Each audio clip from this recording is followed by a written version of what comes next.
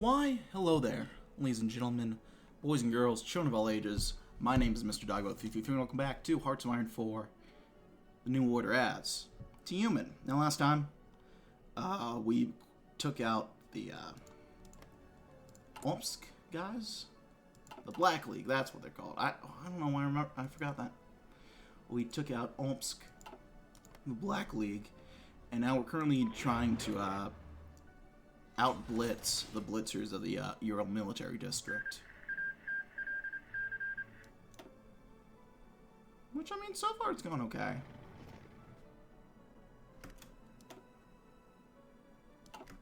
Actually, we're beating them casualty-wise, so we're doing pretty well in that regard. Now we'll just let them attack into us.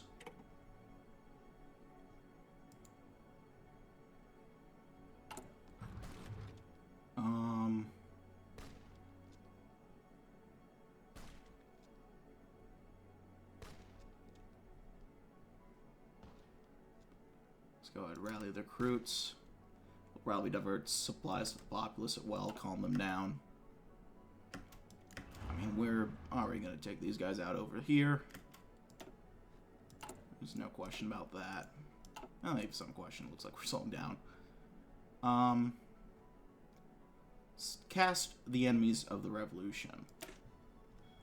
The fracturing of West Siberia has left our military in a sorry state, particularly with much of the Red Army mutinying and forming the military council in Sverdlovsk, where Kozlovsky, Patov, Karbyshev, and the rest of their forces are traitors, but their absence has left a large hole within the army. The revolution cannot succeed without an effective fighting force, so this hole must be filled. The Republic is in need of more patriots who are willing to support the revolution. As such, we will disseminate propaganda throughout the nation, instilling a sense of Soviet patriotism within the people, and showing them the depravity of our enemies. Upon learning these troops, surely men will once more flock to the red banners.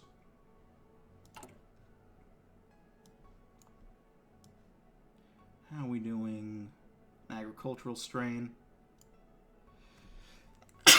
Excuse me, it is high.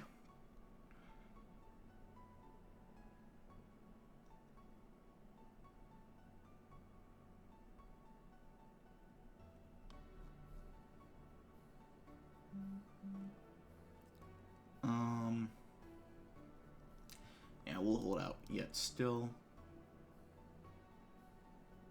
In fact, are we?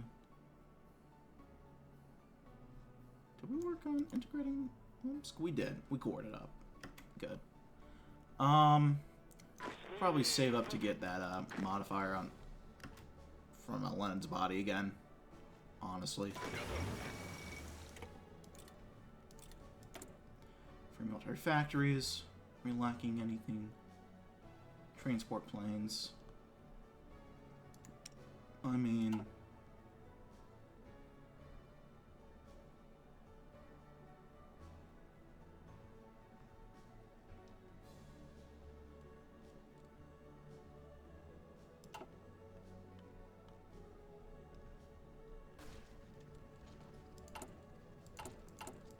Well, let me check our divisions.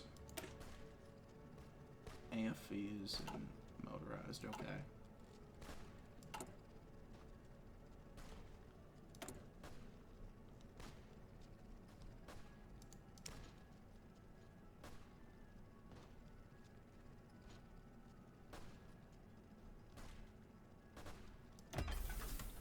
Got some AFEs, I think.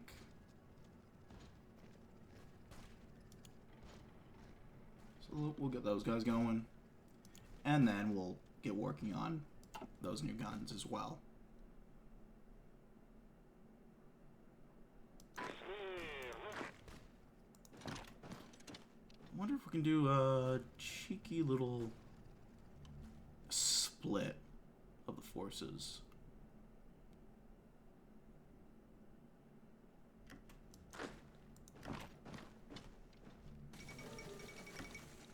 Oh. There goes Tricky Dick.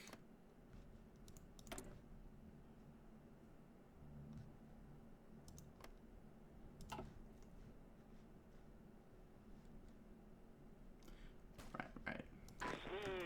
I blinked out for a second because I forgot where we were in the world.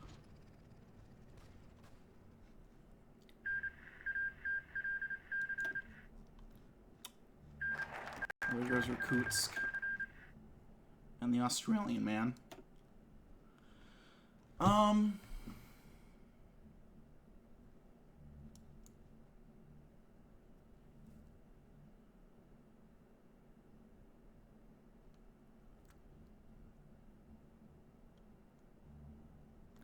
Let's bring us to the modern era. Much of our industry lies dormant. The terror bombings have gutted factories, and workers have become disconnected from the chaos within cities and returned to their agrarian roots. These trends must be reversed if we're to have any hope of restoring what was lost. All must be dedicated to growth of industry. Anything must be centralized where possible. Consumer goods and light industry will be discouraged. Focus on what's essential for the nation's survival.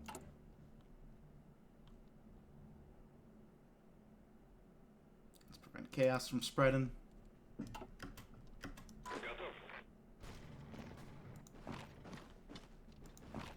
Actually, yeah,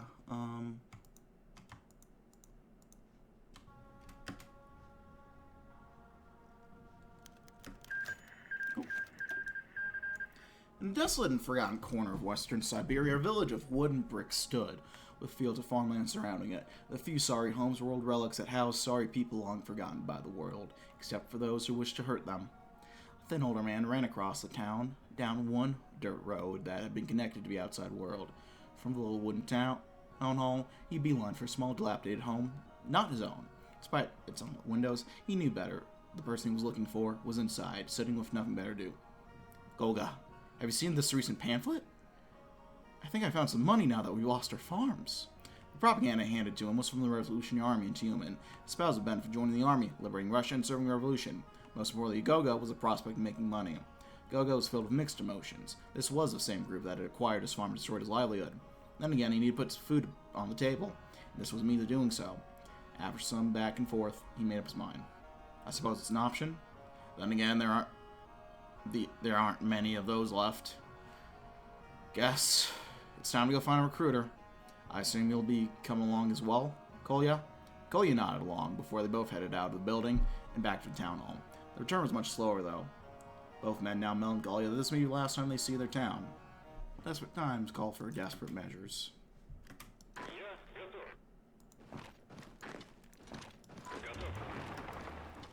Heck, if we aren't desperate.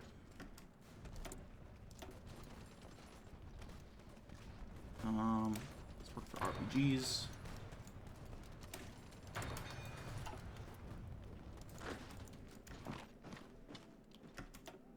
See how close they are capitulating. They're kind of getting there.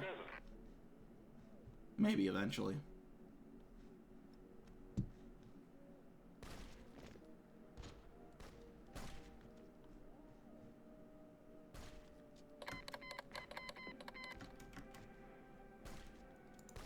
Komi Viviatka.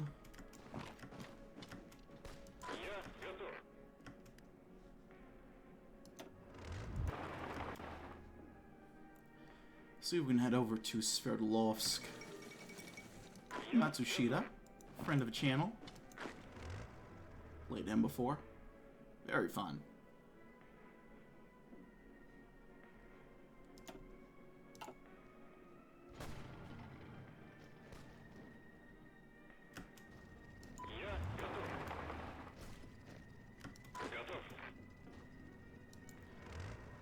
Sneak into Sverdlovsk.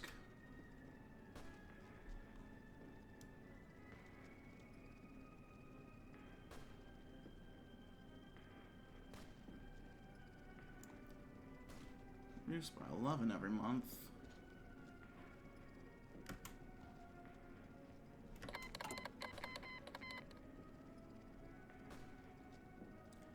So that's really helping with the mechanization, actually. Look at that.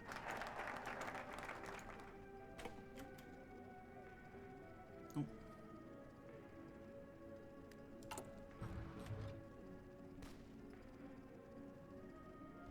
I was not joking around. And it sprouts sons. Despite all the debates and disagreements, we have done the work. We have laid the foundations for a strong state that can meet the challenges ahead. Both Kaganovich and Khrushchev have silenced their remaining concerns and are now prepared to lead the Union to a new age, full of struggles and challenges. The first and most important of these challenges, both agree, are military. All around us, there are traitors to the Union, determined to crush the last great hope for communism anywhere. We must improve our army and give it an edge in the fights to come. The only question is whether we pursue Chairman Kaganovic's proposal for a primary offensive one or Khrushchev's defensive one.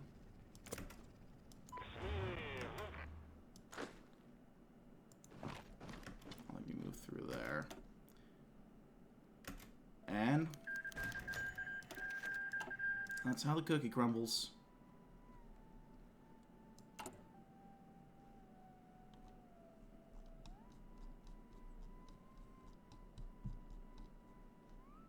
Scavenge some loot. And we're probably going to have to wait to, Yep. Look at that. An upscale room of a bunker, stuffy wooden furniture surrounded a man who was meant to lead Tyumen. And the man in question presently looked nothing like the calm and calculated Soviet bureaucrat one would expect. Kaganovich walked around the room with his hat tossed aside and beads of sweat rolling down his forehead. Kaganovich stumbled his way to an inconspicuous cabinet and pulled out a bottle of vodka alongside 2 shot glasses. He shuffled his way back to his desk where he after sleep uncorked the bottle and poured its contents. One glass was put in front of him and the other opposite its side of the desk. This ritual was something he did before meeting back with his friend Stalin. Oh, how he missed the man, Kaganovich thought to himself. In public he was often intimidating and steely, but in private he had a humorous side, if you saw. Back when they were subverting Bukharin, he recalled an episode with the Air Service's weather forecasters, where he suggested they report the opposite to improve their accuracy.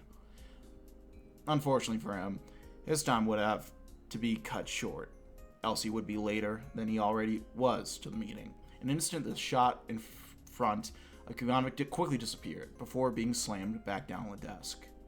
Leaving in a hurry, he left the vodka to be cleaned up when he got back. The second shot remained untouched on the table.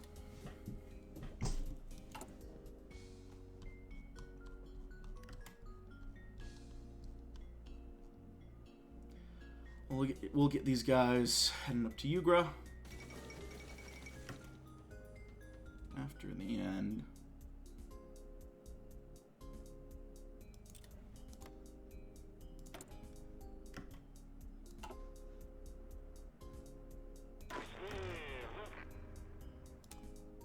Offensive line. Oh, not lots.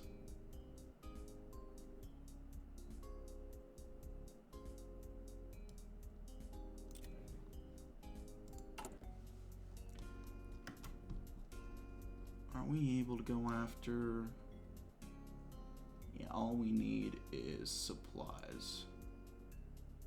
So we'll get some supplies sent up that way, and we'll occupy the military district.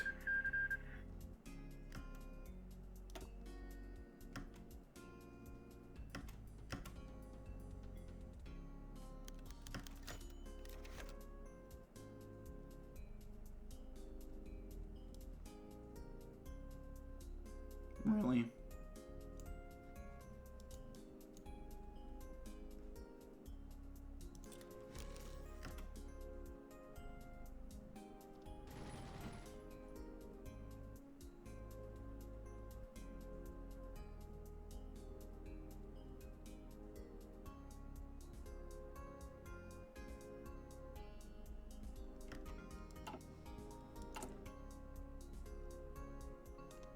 Now let's occupy the military district.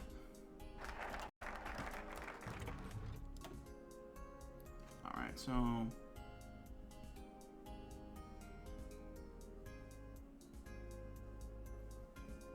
I think we should ease the toll on the agriculture strain, at least a little bit. Live among wolves. Defensive forces are the obvious answer to the question. After all, how can we spread the revolution if we cannot guarantee it at home? I'll show there are turkeys outside. Will we open the city gates to allow invaders in unmolested? Will we sacrifice the heart of a new Soviet Union for vainglorious and foolhardy conquest? Clearly going on the offensive is absurd. Comrade Khrushchev has laid out a masterful argument against this folly. Under his leadership, we will reorient our military towards defensive doctrines that can protect what we have, then retaliate. It may not lead to the grand conquest envisioned by some, but it's a safer strategy for the Union.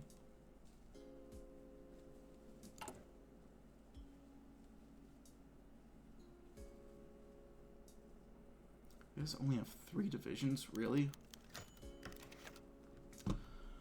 Konstantin Rokozovsky, you are charged with heinous crimes against the people and workers of the West Siberian People's Republic. What do you say in your defense? The old marshal was silent for a moment. From the moment he had declared a mutiny against Kaganovich and his faltering republic, Rokozovsky knew that there was always a chance it would conclude with him and his comrades on trial for the unspeakable crime of trying to shelter the people from a malevolent demagogue. This exact scenario played out multiple times in his head since the beginning of his rebellion, and thus Yari had plenty of time to rehearse his response. If you expect me to fall to my knees begging for clemency, you can forget it. The only regret I have is not being able to spit in that bald rodent's face one last time before I die. Marshal Rokozovsky sat back down as the courtroom erupted into jeers, his steely composure remaining firm amidst the chaos. The firing squad verdict that followed his performance did not surprise him, of course. This trial had been decided years ago. It only served to give Lazar the victory lap he'd so desperately desired after so long, grappling with the Third Army. As Lazar's guard dogs came to drag him away to his final moments, Rokozovsky could only hope that his comrades would avoid the same fate. As long as he knew his fellow officers of the Third would be able to carry on his legacy, in spirit if nothing else, he could go to his grave without much to worry about. Defiant to the end.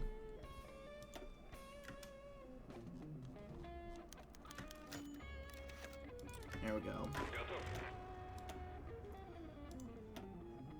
We have to get... We'll get another guy, I guess. No, this guy was fine. Better even. Anyone who'd ever been to Lazar Kaganovich's office knew that it's a model of cleanliness. Utterly minimalistic, the room houses only the chairman, the chairman's desk, chair, and wardrobe. A single soundproof window looks out into the courtyard below. Those who enter can't help but be stunned. Kaganovich, one of the most powerful men in Russia, works and lives without comfort or distractions. However, at some point the balance in all things is upset. After the conquest of Sverdlovsk, a group of generals, officers, and Red Guards burst into the chairman's office unannounced, dragging the greatest prize, Marshal Rokozovsky. The man was a shell of his former self, bloodied, beaten, a fresh scar along his face. The officers dropped him on the floor, berating his cause, and calling for their chairman to make a spontaneous speech. I refuse to confess. I did the... flabbered Rokozovsky, his voice smashed by the officer's celebrations. Quiet down, damn it! Kaganovich slammed his fist on his desk. The room fell silent. All eyes fell on Kaganovich, an awkward pause, only broken by the chairman. Don't bother me while I work. And get him out of here, his blood is staining the floor. Silently but swiftly, the officers carried the marshal to the courtyard, where he and the rest of the traitors will be shot. And Kaganovich wouldn't watch, for he has better things to do.